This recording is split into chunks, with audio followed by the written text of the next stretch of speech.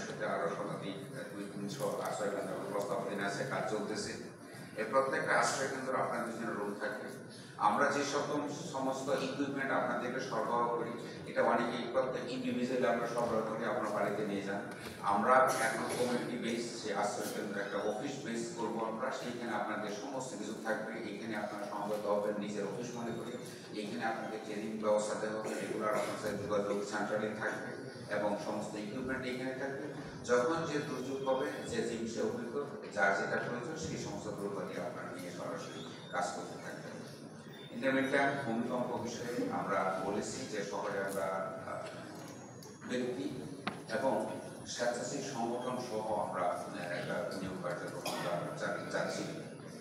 পাশাপাশি তাদেরকে আমরা ট্রেনিং দিব এবং প্রয়োজনীয় ইকুইপমেন্ট, কারণ আমাদের বন্যার ইকুইপমেন্ট, প্রয়োজনীয় ইকুইপমেন্ট, তার কাজে সেই যন্ত্রপাতি আর আমাদের ভূমিকম্পের ভিন্নতা আছে। আমরা সেই যন্ত্রপাতি দিয়ে যাচ্ছি, সেই যন্ত্রপাতি সরবরাহ করা হবে।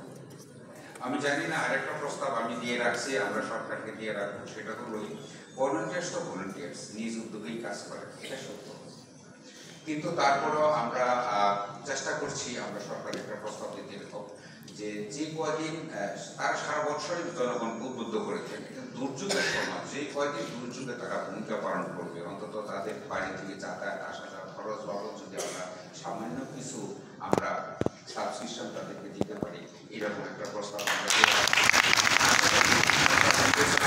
কারণ আমরা জানি এই ভলান্টিয়ার্সদের মনুষ্যশক্তি। আজকে বাংলাদেশ দুর্যোগ ব্যবস্থাপনা যে পায়োনিয়ার হয়েছে, রোল মডেল হয়েছে, এর মূল্যে মূলত ভলান্টিয়ার্সরা।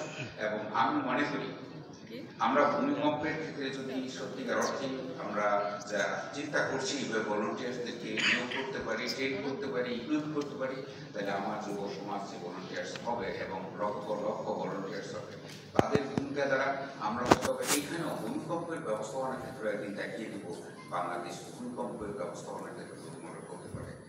এই আশাবাদ ব্যক্ত করে আমি আজকের মতো বক্তব্য শেষ করছি।